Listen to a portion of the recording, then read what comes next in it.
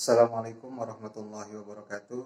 Apa kabar semuanya? Semoga sehat selalu dan sukses terus ya.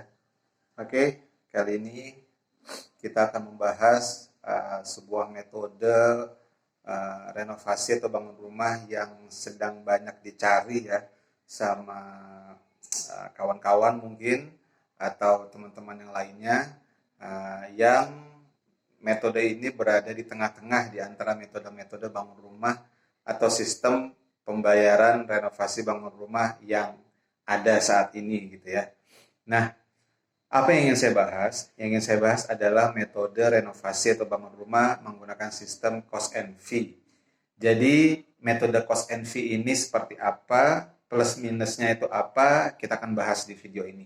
Jadi, buat teman-teman yang penasaran, saya akan coba jelaskan metode ini dengan bahasa yang sederhana sehingga gampang untuk teman-teman pahami gitu ya, dan bisa menjadi sebuah pertimbangan nantinya apabila teman-teman ingin renovasi atau ingin bangun rumah gitu ya.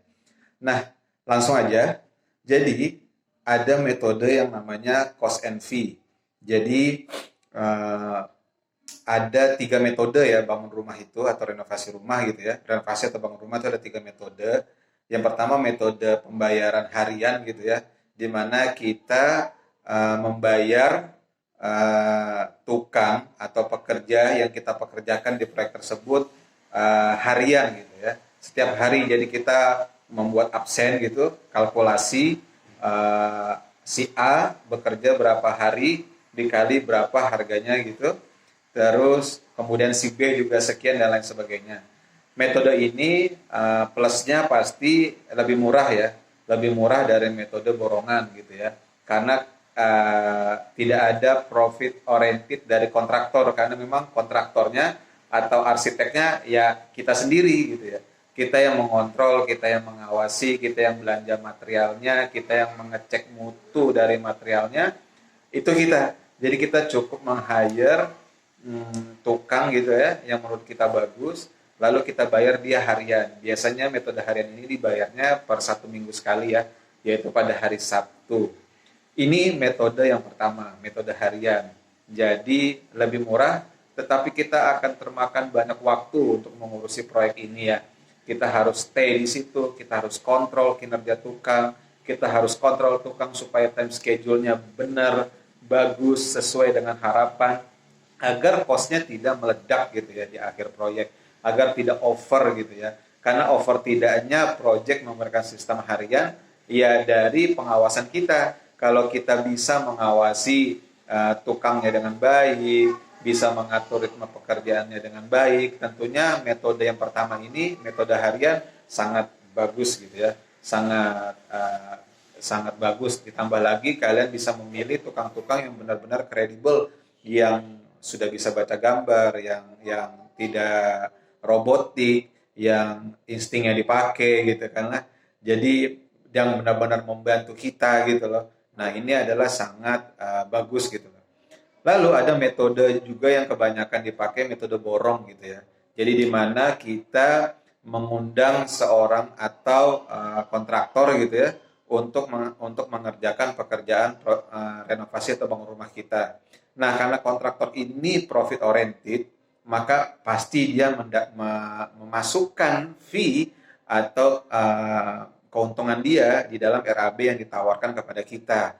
Nah, jadi di sana kita nggak perlu banyak waktu luang untuk mengecek proyek tersebut. Kita cukup seminggu sekali aja kita kontrak proyek tersebut. Sisanya kita bisa pakai by video call gitu dengan kontraktornya, meminta apa namanya progresnya sudah sampai mana. Tentunya karena kita tidak menghabiskan waktu banyak di proyek tersebut, karena proyek tersebut sudah dihandle semua sama kontraktor, pasti harganya akan lebih mahal karena kontraktor meminta ya di situ atau menaruh profit untuk kontraktor nikmati ya. Baik itu untuk membayar tukang-tukangnya, untuk kontraktor sendiri, operasionalnya dan segala macamnya. Nah, metode ini biasanya untuk orang-orang yang super sibuk ya, super sibuk, kerja, tidak bisa setiap hari standby gitu kan.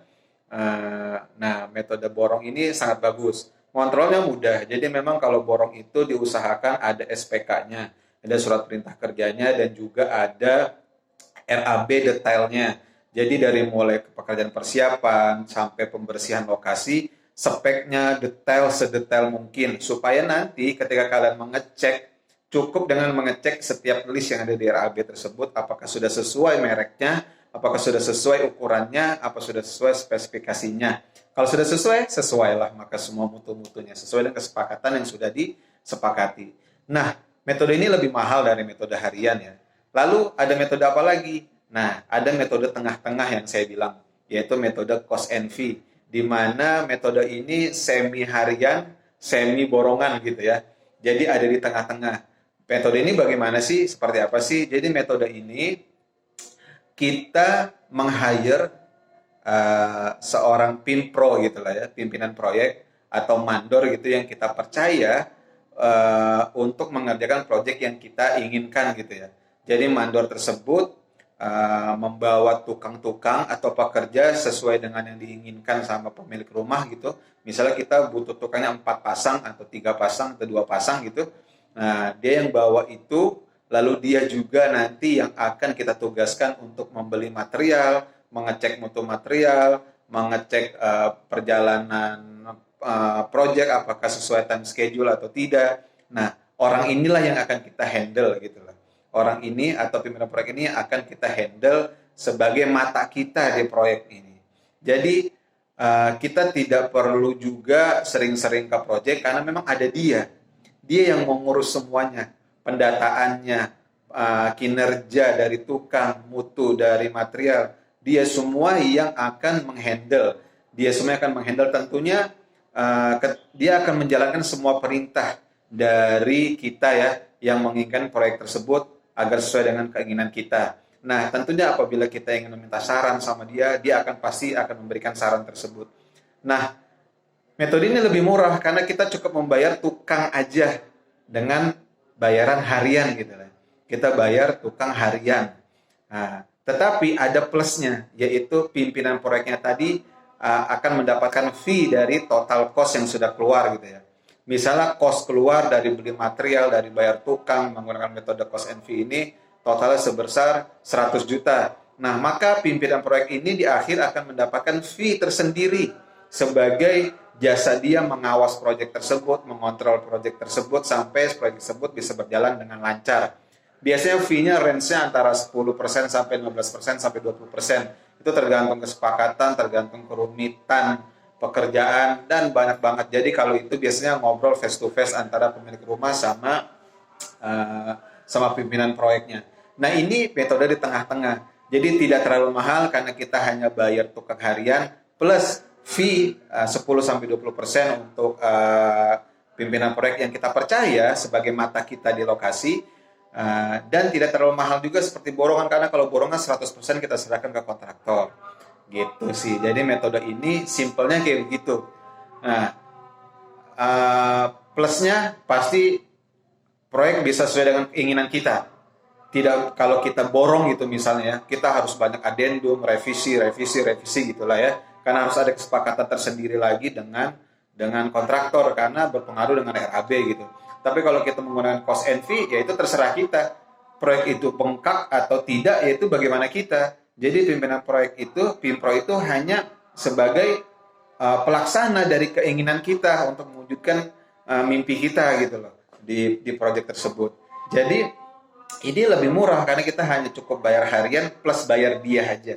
Makanya minusnya hati-hati. Jadi benar-benar harus memilih pimpinan proyek yang amanah, yang kredibel, yang profesional. Karena dia mata kita satu-satunya di proyek tersebut.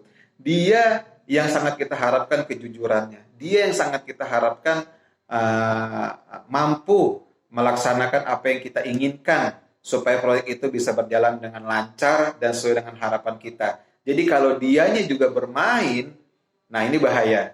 Karena siapa lagi yang bisa mengawasi dia gitu kan.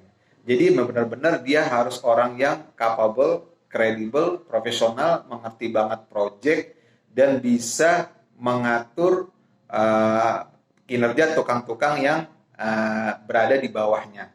Nah, apabila kalian bisa mendapatkan pimpinan proyek seperti ini, yang amanah, itu akan sangat membantu kalian, bisa memberikan nilai plus untuk kalian, dan insya Allah proyek tersebut bisa selesai sesuai dengan harapan, sesuai dengan ekspektasi.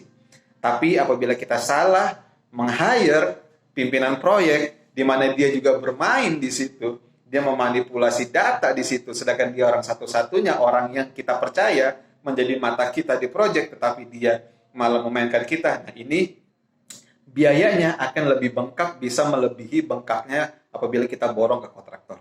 Jadi semua metode, 3 metode ini punya plus minus.